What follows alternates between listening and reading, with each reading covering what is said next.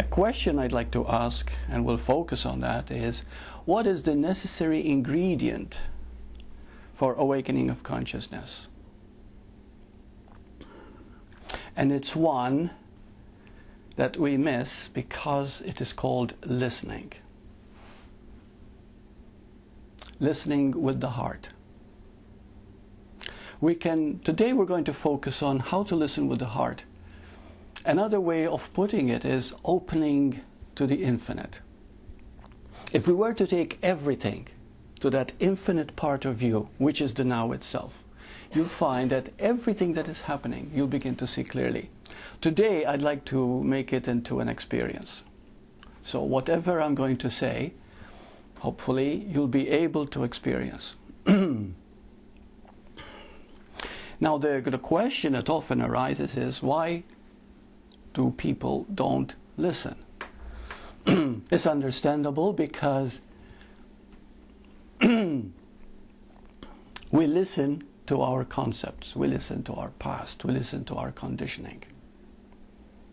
There are three ways of listening.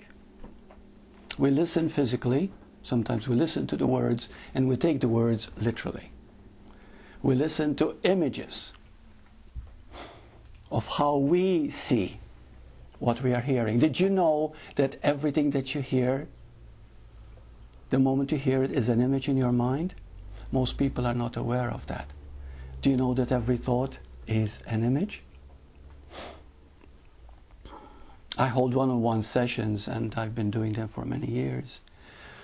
And the moment people start to realize that it's all images, and images affect the body, because the body is a cellular memory. It remembers the past.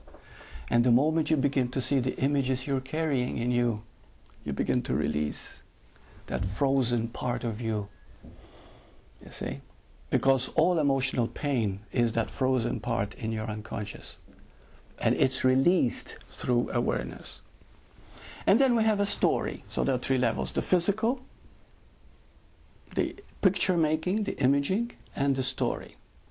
A story is always present in most of what we hear, and always relating it to the way we've been conditioned to believe.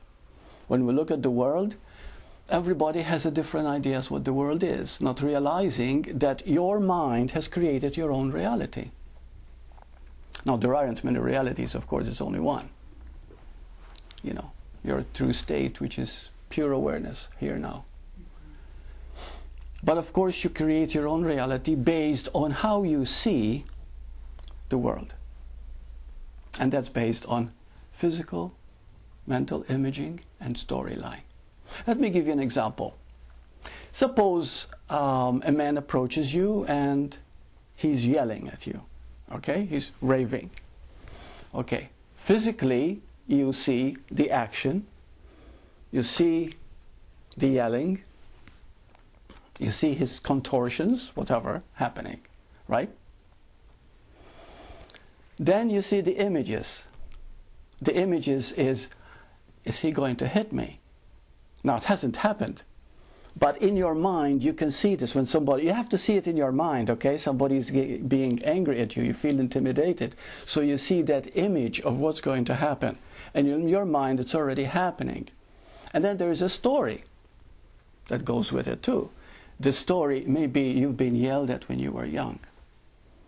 And to you, it's very intimidating. Or maybe you haven't been loved and ignored, which comes up to the same thing. You see? I'm being controlled. It's the same way, let's say you're suffering from loneliness.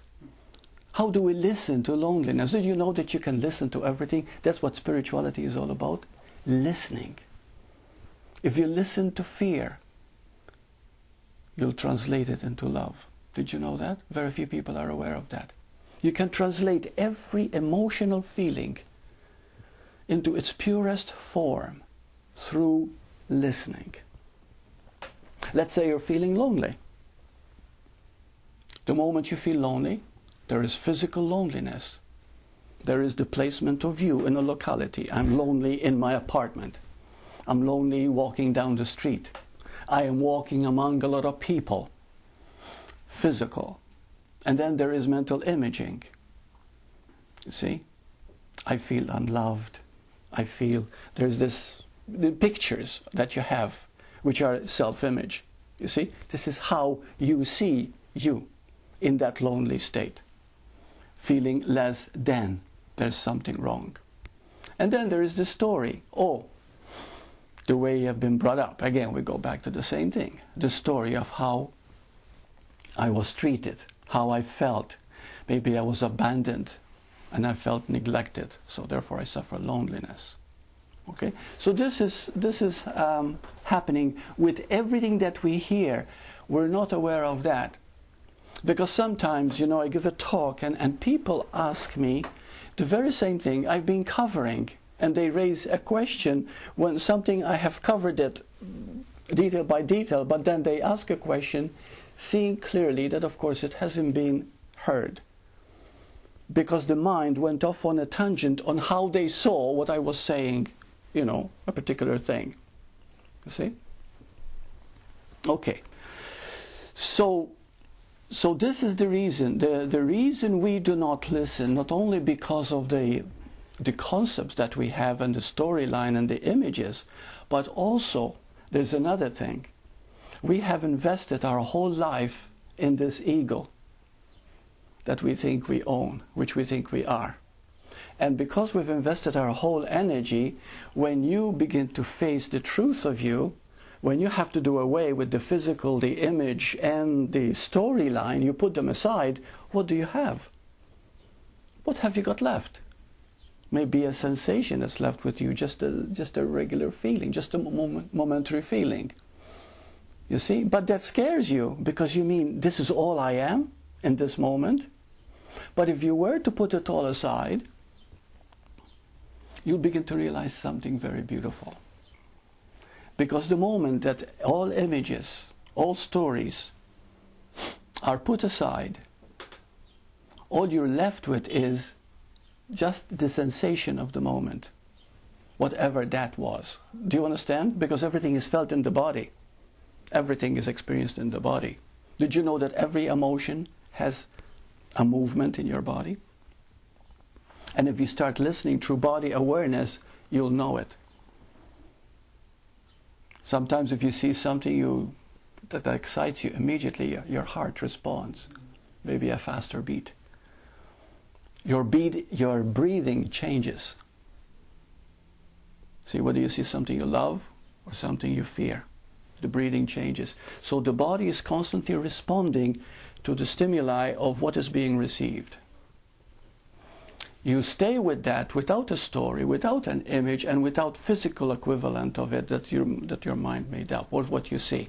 And you stay with that sensation alone. The moment you stay with that basic feeling, just as it is, and you look at it without judging it good or bad, right or wrong, something happens.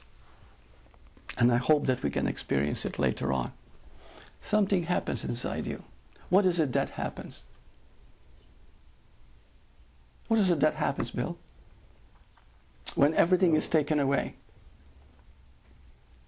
You've got a expansion of space, and the energy moves and dissipates, and that's very good. When you stay with something, you don't judge it good or bad. Yeah, you go into a space, into an emptiness. See, that is scary for somebody who wants to be something and somebody. But in truth, you are experiencing your pure aware state at that moment. You just are. And the moment you allow that space to be, you will find that the judgments that you made on it are now completely changing. And you enter a different state. Why do you enter a different state? Because when there are no stories, when there are no judgments, when there are no physical embodiment of anything, is just pure being, that is what love is.